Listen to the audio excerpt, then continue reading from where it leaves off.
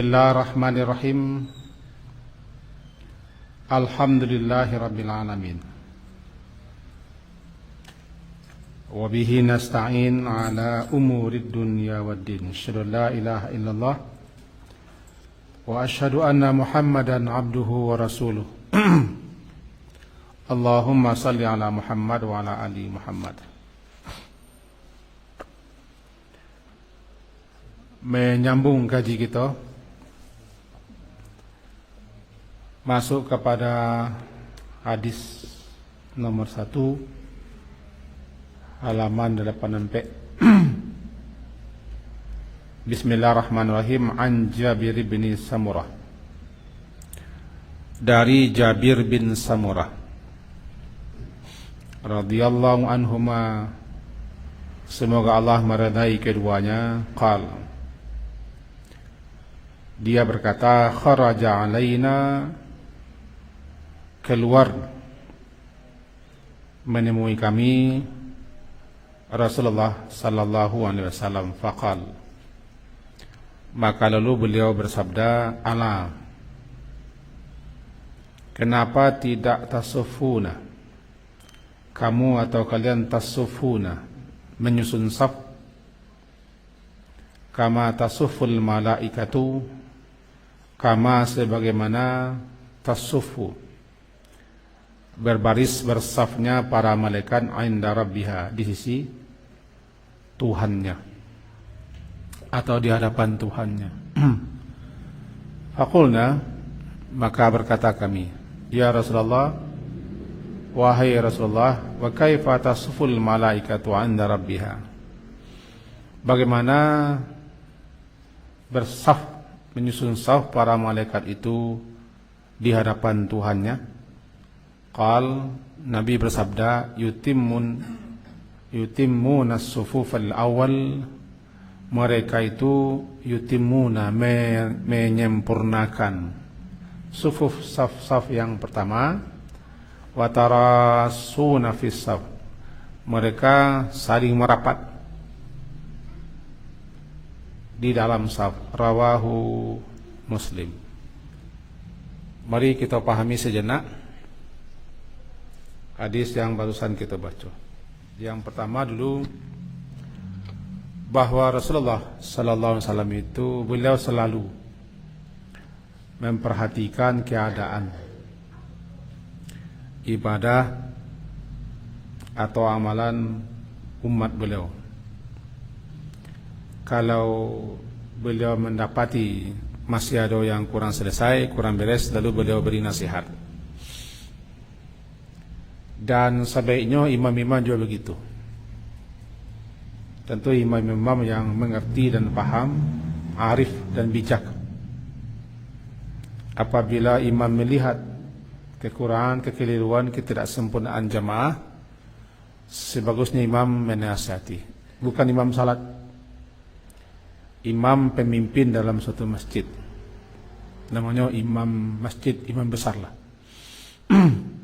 Kalau imam biasa, bisa jadinya tidak paham, bisa jadinya tidak ayat atau apa ayat, tapi belum faqih,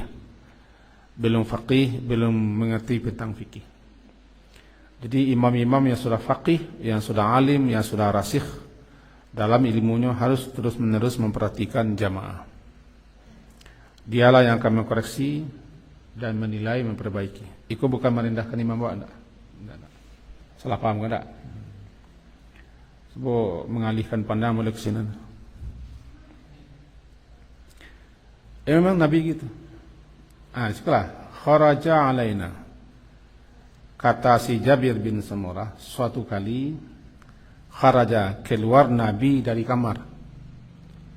Keluar Nabi dari kamar, alaina, menjumpai, menemui kami. Ketika itu barangkali beliau melihat saf-saf jamaah masih tidak teratur atau belum tersusun. Lalu beliau tidak menghardik, tidak meminta, tapi memberikan suatu nasihat dengan memperbandingkan dengan apa yang dilakukan malaikat. Kata beliau, ala, kenapa tidak mau kalian tasufuna, bersaf atau menyusun saf sebagaimana tasuful malaikah, bersaf-safnya atau menyusun safnya pada mereka di hadapan Tuhannya. Nah, kalimat itu kan sifatnya tanbih, memperingatkan, mengingatkan, sekaligus membuat sahabat-sahabat kepingin tahu bagaimana malaikat itu bersaf-saf. Dan memang malaikat bersaf-saf. Wal malaku saffan saffa wa jaa rabbuka wal malaku saffan saffa. Datanglah Tuhanmu sedangkan malaikat telah menyusun saf. Atau dalam surah An-Naba ujung-ujung ayat, yauma yaqumur ruhu wal malaikatu saffa. Saf. Kita lihat dalam tafsir dan juga komentar Imam Ibnu Katsir. Sebelum hisab dimulai, para malaikat sudah bersaf-saf. Disebutkan bahwa turunlah lapisan malaikat lapisan langit pertama, memenuhi mahsyar. Maka malaikat-malaikat itu saking banyaknya mereka mengelilingi yang ada di mahsyar, safnya. Lalu menyusul malaikat yang menghuni lapis langit kedua. Jumlah mereka 2 kali lipat dari malaikat lapis langit pertama. Dibentuk lagi saf baru, rapi. Turun malaikat lapis langit ketiga. Mereka melebihi yang kedua ketiga. Terus sampai malaikat yang menghuni lapis langit ketujuh. Saffa. Yauma yaqumur ruhu wal malaikatu saffa. Malaikat telah bersaf-saf. Atau jaa rabbuka, datang Tuhanmu, pada malaikat sudah saf-saf. Malaikat itu sangat rapi, sangat teratur. Ketika mereka berada di hadapan Tuhannya. Nah, dalam salat kita kan sedang menghadap Tuhan, menghadap Allah. Yang kita sembah Allah, kita beribadah kepada Allah. Kita kan berbisik, berdialog, meminta, memohon, mengadu kepada Allah dalam salat. Cuma kita tidak seperti malaikat, karena malaikat di alam sana. Kan itu yang dikatakan bahwa ka'annaka tarahu, seakan engkau melihatnya. Kalau tidak, fa innahu yaraka, Tuhan pasti melihat. Susunlah saf itu. Kemudian ditanya oleh para sahabat, kaifa tasuful malaika, bagaimana tasufu, bersafnya para malaikat di hadapan Tuhannya. Dia berkata, Rasulullah, yutimmu, mereka menyempurnakan as-sufuf, saf-saf yang awal dulu. Sebaik-baik saf laki-laki kan di depan, sempurnakannya awal. Wa yatarasuna fis saf, tarasu, saling melekat, saling menempel, tapi bukan berdempet. Bahu sama bahu, kaki sama kaki, tapi bukan memijak dan bukan membengkokkan kaki. Nanti pekok salat, sehingga tidak ada celah. Itarasu itu merapat seperti batu bata. Bata, lengan ketemu dengan lengan, bahu sejajar, kaki dengan kaki. Itu memang tarasuna. Mereka saling merapatkan lengan, meluruskannya, tidak berdempet dan tidak memijak, sehingga kesusahan mengangkat tangan. Ini dalam kalimat menyusun saf kan rusu sufufakum. Apa rusu? Rusu maknanya saling bersinggungan. Satu sama lain bau. Maka kondisi itu kaki jangan terlalu mengangkang. Nanti bau nak ketemu. Mengeringkang kan tak ada. Ya, mengangkang tu kan dia mengeringkang tu. Ya tak. Jadi kalau terlalu mengangkang, bau nak ketemu. Kalau mempertemukan bau, kaki tidak mengenggang, nanti ruang di bawah masuk hazaf. Terjadi namanya khalal. Khalal tu celah. Kalau ada khalal, ada celah, masuk setan. Masuk setan karena hazaf. Seakan-akan setan tu kambing kecil yang menyeruak. Ini tak ada yang sebaik-baik normal, wajar saja. Jangan keterlaluan, tapi jangan kekurangan. Itu yang mana tarasu. Jadi rusu, cuman, pakai cuman enggak? Imam, jalan bahasa Arab. Sebab awak ada orang Arab. Kan tak azan tidak? Azan tidak, ikamat tidak. Cuma menyusun. Kalau kita berbaca bahasa Arab, orang tidak mengerti bahasa Arab. Kalau Nabi wajar bahasa Arab. Imam Masjidil Haram ya bahasa Arab dia. Imam Madinah bahasa Madinah bahasa Arab. Tapi awak siko, awak menyuruh orang menyusun, tapi orang tidak tahu artinya. Bacalah bahasa Arabnya bagus. Misalnya sawu sufufakum, terjemahan. Kan? Suddul khala terjemahkan. Itu saf itu kan tergantung kondisi. Tidak semua aba-aba lo dah gitu. Aba-aba untuk nyusun saf itu banyak, Pak. Banyak sekali. Sampai lebih 10 aba-aba yang diberikan Nabi melihat situasi dan kondisi keadaan saf. Kalau beliau lihat ada orang kemuka, dah ada. Beliau bilang sawu. Sawu itu mana? Sawu sufuf kan? Imam Muhammad juga macam sawu. Sawu itu artinya jangan ada orang kemuka, jangan ada orang kelakar. Jangan ada orang kemuka, orang kelakar, sehingga rata. Taswiyah rata. Jangan ada yang ke depan, jangan ada yang ke belakang. Dan jangan ada yang menonjol. Namanya sawu. Itu dan sawu. Jadi kalau Nabi melihat jamaahnya masih tidak, safnya tidak datar, tidak rata, tidak lurus, boleh sawu. Sufufakum. Kadang beliau tambah dengan kalimat sawu sufufakum. Sebagai Ustaz Imam kita baca itu, fa inna taswiyat as-sufuf. Karena ratanya, lurusnya saf itu min iqamati salat, termasuk ke dalam menegakkan salat, atau min tamamis salat, termasuk ke dalam kesempurnaan salat berjamaah. Jadi langsung, cuman kalau orang tidak mengerti, waktu tidak mengerti orang bahasa awak, sawu sufufakum wa antidu sudul khalal linu aidiyakum tarasu, merasa bingung orang. Awak kan tak sudah saudara. Jamaah kan tak bisa haram. Bagusnya bahasa yang dimengerti. Ini awak kita komando jamaah. Bapak, ibu-ibu, luruskan saf. Tutup yang celah-celah. Tidak masalah. Tapi kalau ingin jawab bahasa Arab, ya baca ke. Cuman jalan ke jamaah apa makasih. Sudah.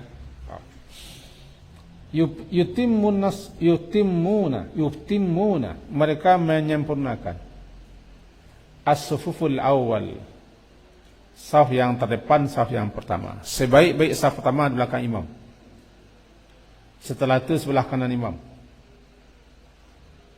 Dan sahabat-sahabat senang di sebelah kanan, karena mereka mendapat salam pertama dari Nabi. Tinggal baca sedikit sebelah kanan. Tapi yang kanan ada Allahnya. Yang di belakang imam adalah orang yang cerdik, pandai, ulun nuha. Nanti andaikan ada imam yang keliru atau lupa atau salah, dia langsung mengingat. Atau kalau imamnya batal, dia langsung menggantikan. belakang imam. Ini sebaiknya belakang imam jangan sembarang orang. Jangan sembarang orang. Karena nanti posisinya sebagai itu nanti. Dan itulah kaedahnya. Kalau salah imam, salah bacalah atau lupa, yang sabananya yang berkompeten mengingat imam belakang imam. Jangan satu lesinan mereka tawa kacau. Awak belakang kan inginnya meloan. Kita pernah lihat dari Madinah, Imam Al-Huzaifi, itu imam besar Masjid Nabi. Ketika itu datang berkunjung Syekh Al-Syekh, tidak salah. Syekh Al-Syekh, ulama besar Arab Saudi. Yang beliau yang dipersilahkan jadi imam di Masjid Nabawi. Kemudian yang ditunjuk untuk mengoreksi imam ada satu orang. Ini tunjuk.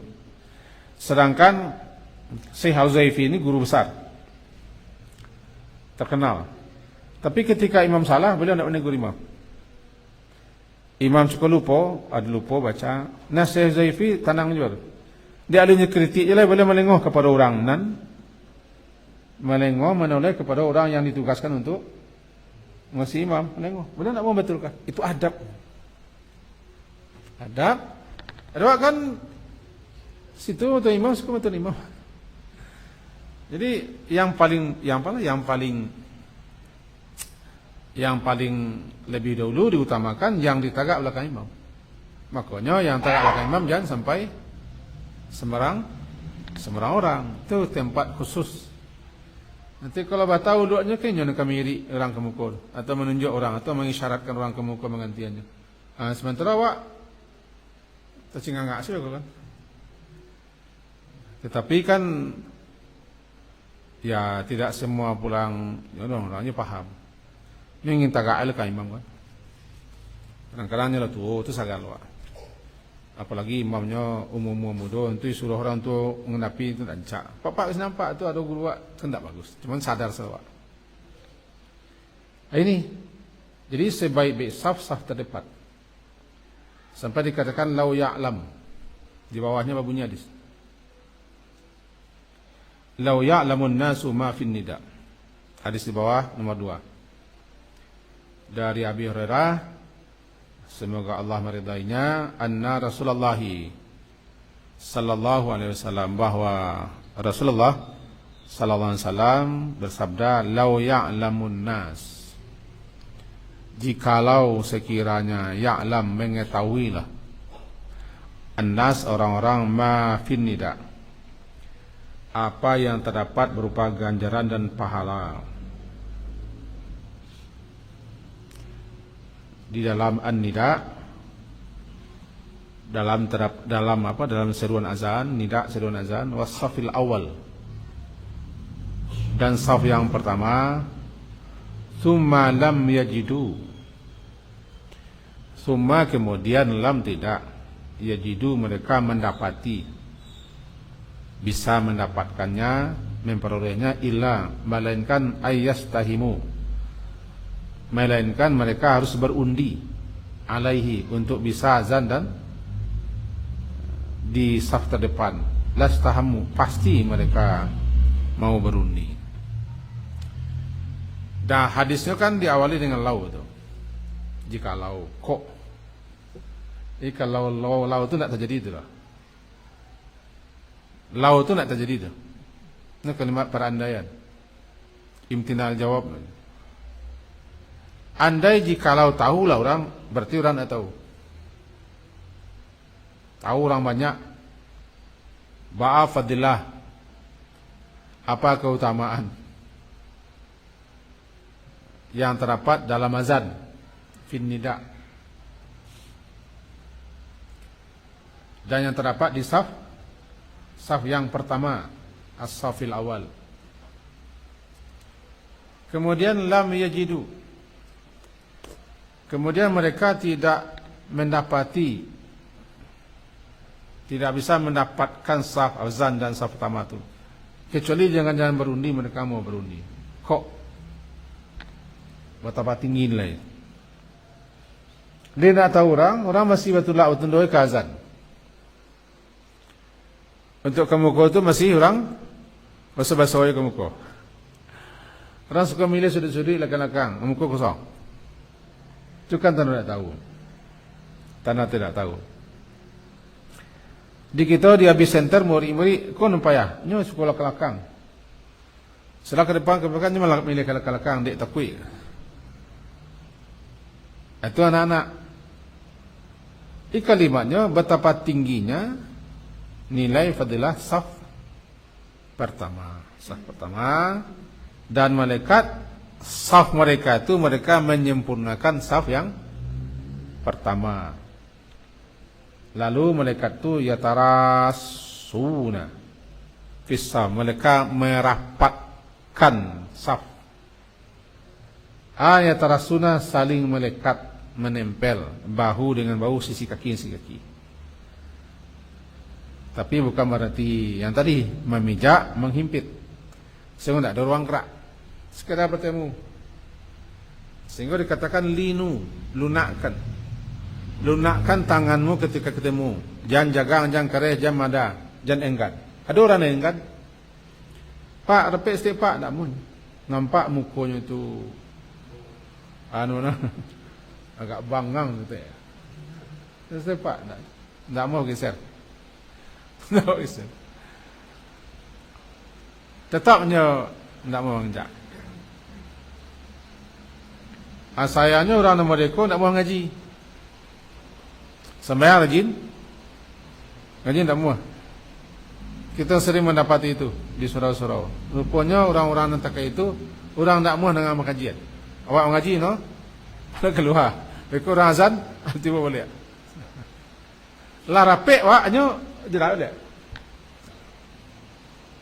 Padahal kalau saf tidak rapat itu kan setan yang tegak di situ. Setan yang tegak di situ. Jadi pancingan Nabi kepada sahabat, kenapa kalian tidak mau bersaf seperti saf malaikat? Kan pancingan. Ditangkap oleh sahabat, bagaimana saf malaikat itu? Begini gitu. Saf pertama disempurnakan, mereka saling merapat dalam saf. Pancingan Nabi.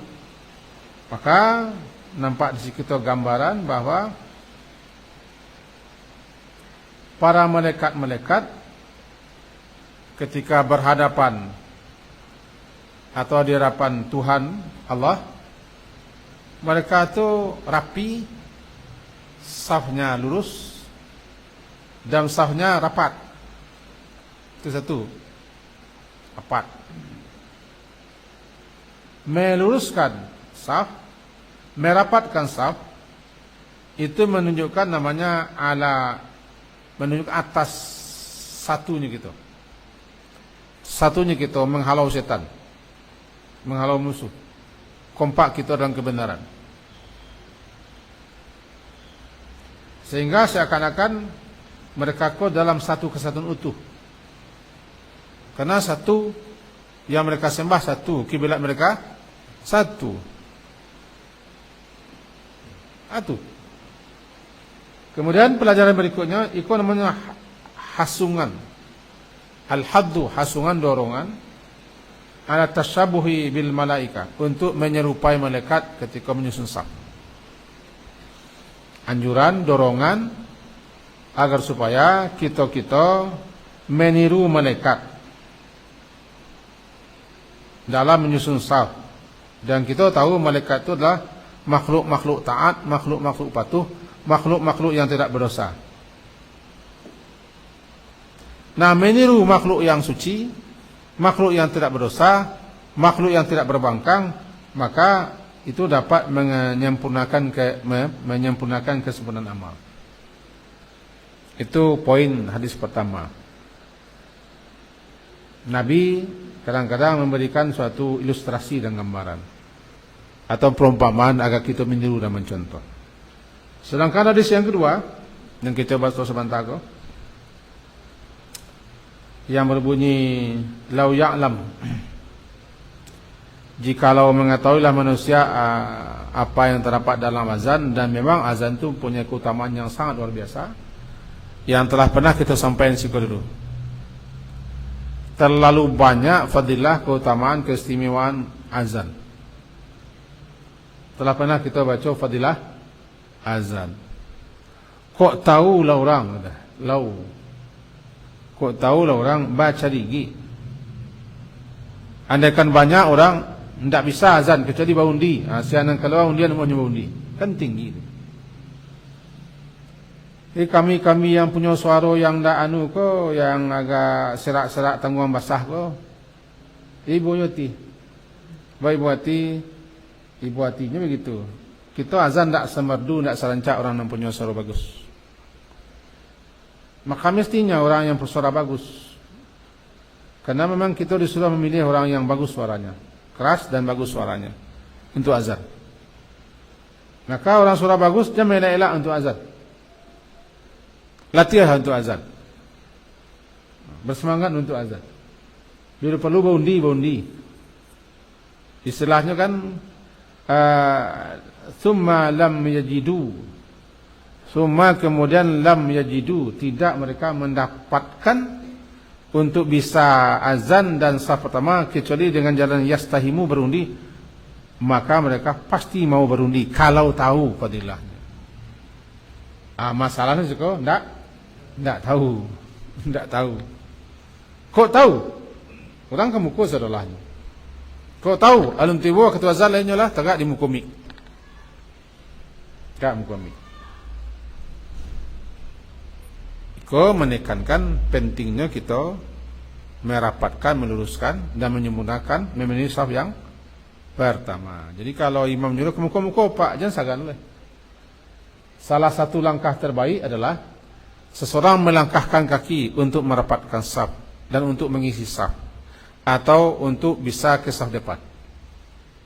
Salah satu langkah kaki terbaik seseorang menggeser, melangkahkan kaki untuk merapatkan saf, termasuk melangkah ke depan. Jangan sagan-sagan ke muka salah, membayi tidak selalu indak ke muka sagan. Cuman posisi belakang imam jangan ambil orang tertentu, sebab kalinya yang bisa nanti menegur, mengingatkan imam jika keliru dan salah. Kemudian pelajarannya berikut dalam hadis yang kedua, kena ko namponyo kalimatnya tentang keutamaan saf pertama bagi laki-laki.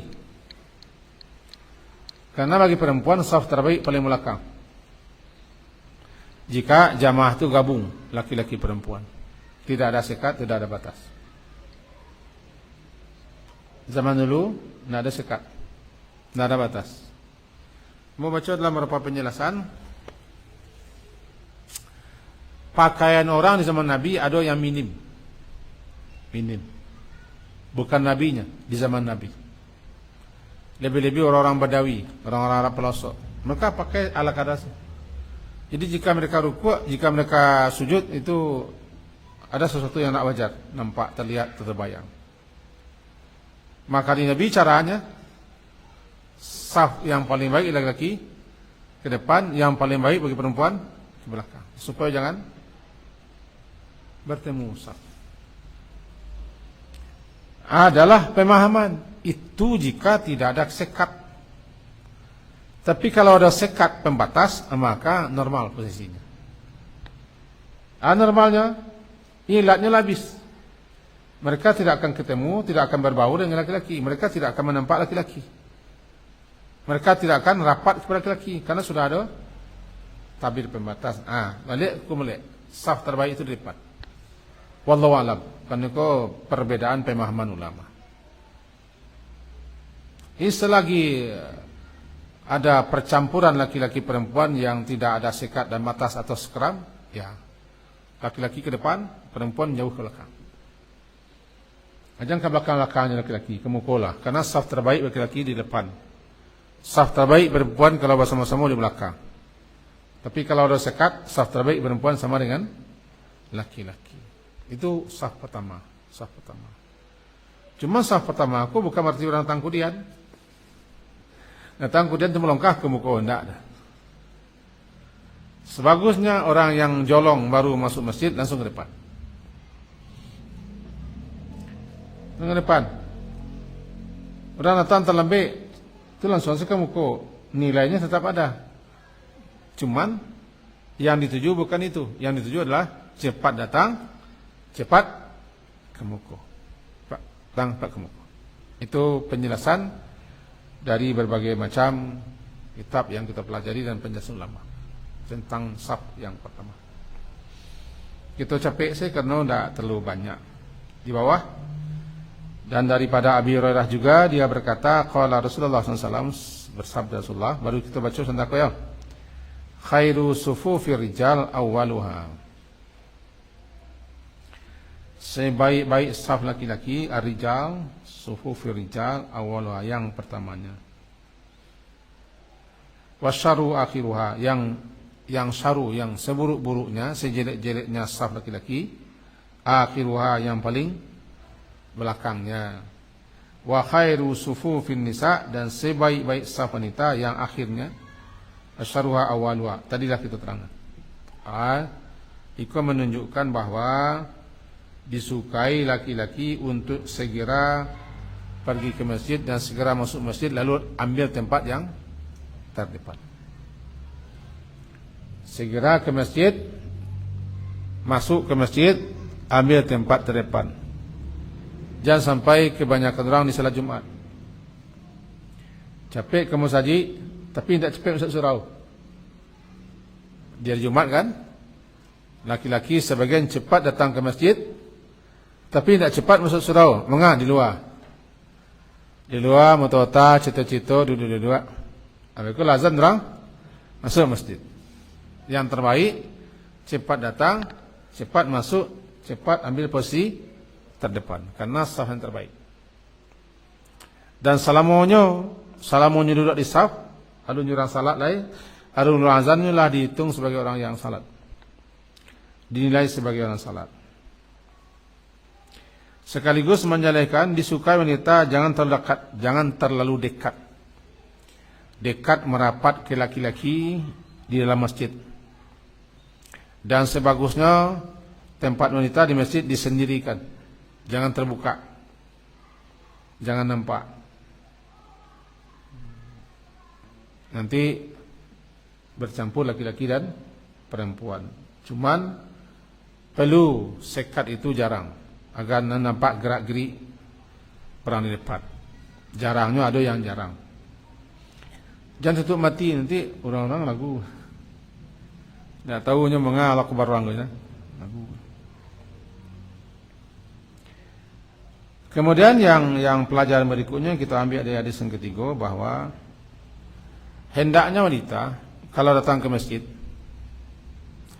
wanita itu yang paling dulu keluar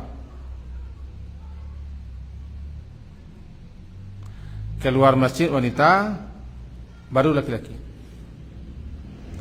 Sehingga Nabi diriwayatkan beliau duduk di masjid menghadapkan wajah ke sahabat-sahabat, lalu beliau persilahkan wanita silakan dulu keluar, agar jangan terjadi perselisihan, perjumpaan jalan. Lebih-lebih di situasi di zaman Nabi, yang tiba di luar itu lah langgang habis lah. Tiba di luar itu tidak ada bangunan-bangunan.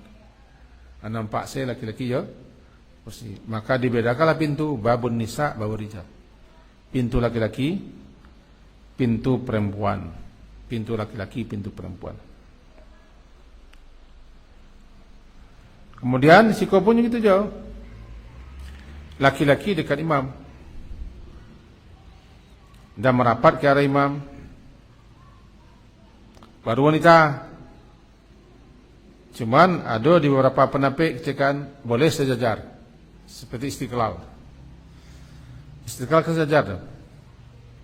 Laki-laki sebelah wanita. Tentu beliau-beliau punya alasan, punya dalil, punya alasan. Cuman rasanya zaman Nabi tidak terjadi seperti itu. Apa alasannya? Ya macam-macam alasannya. Itu kan masjid negara. Apalagi yang menjadi pejabat itu wanita, tidak mungkin di belakang pria. Jadi ingin menunjukkan genderisasi, kesetaraan wanita. Ya dalam salat tidak harus setara, harus belakang. Dan situ pula yang dilakukan oleh pesantren Zaitun ya. Zaitun. Memang laki-laki semenjak Nabi harus dimukul di belakang imam, baru wanita. Ya saf itu kan ada tuh. Saf laki-laki dua saf, saf anak-anak laki-laki, saf perempuan dan saf. Ini memang nak kedepan lah diatur. Diatur sedemikian rupa sehingga tidak ada ketemu. Alhasil kaji kita dapat kita ringkas bahwa kita yang menjadi imam memang bukan sekedar bagi aba-aba, bukan. Pesah dulu saf tu Allah Akbar, bukan sekedar itu. Perhatikanlah saf dulu.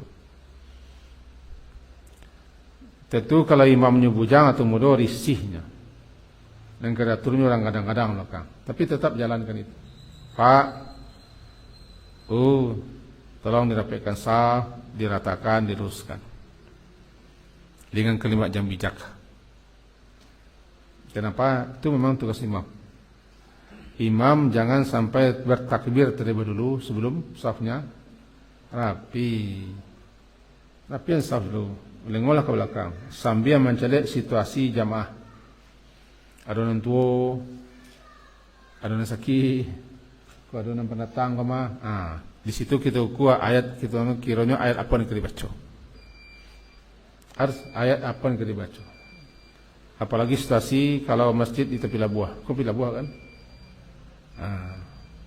Carilah ke belakang siaga. Tak perlu panjang-panjang.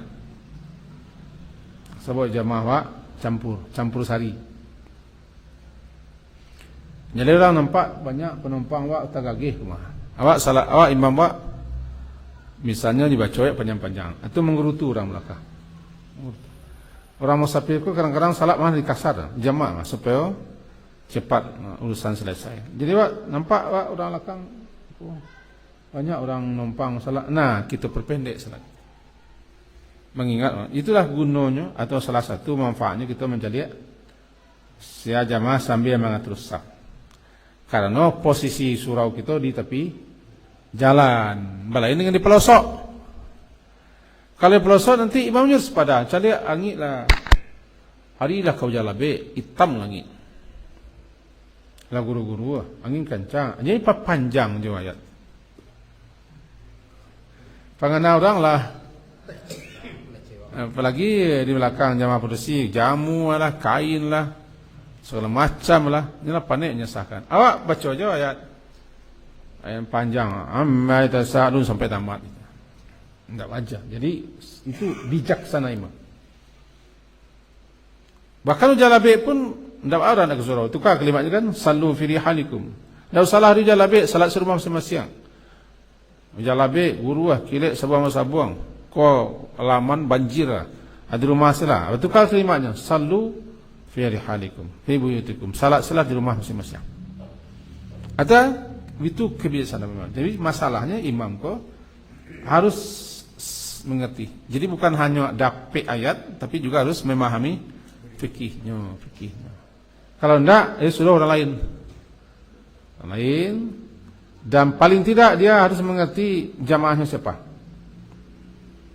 Tidak wajar imam kau langsung surah qamat langsung Allah Akbar. Dan bedonya memang ngecek sambil masuk ke muka saya. Sudah dalam qamat apekkan saf, luruskan matian api. Allah Akbar. Ini nak jelek belakang kan? Misalnya kiblat situ sebelah ke muka. Setelah selesai qamat. Sufufakum wa tadru sudrul khalal. Papa apekkan saf, matian api. Allah Akbar. Antara orang belakang ngari tendaknya Allah Akbar. Caliaklah jamaah tu, preso jamaah. Caliak aja mereng-reng mencari jamaah. Caliak mana? Sedih-sedih. Itu kan adab. Adab seorang imam. Kira begitu. Nah, orang lazan. Kaji kita itu mudah-mudahan mengajikan untuk dipakai. Mengaji untuk diamalkan, bukan hanya untuk ilmu. Diamalkan, dipergunakan dan disebarluaskan. Ada yang ragu? Silakan. Waalaikumsalam. Kadang kan saf yang pertama kalah, kemudian ada orang datang ke masjid, ini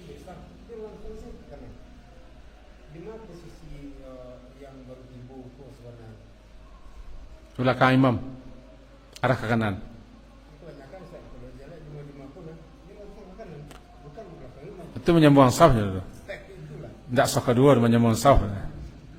Kalau imam sikonya belakang salah kanan. Ke kanan, mulai saf pertama susunnya. Kami yang pelambik kan kadang-kadang kan takut itu terlambat, jadi sama masuk saf je lah. Tiba-tiba tu sani oto ko, tapi dulu kalau pikirnya, jadi mampu lu. Terkadang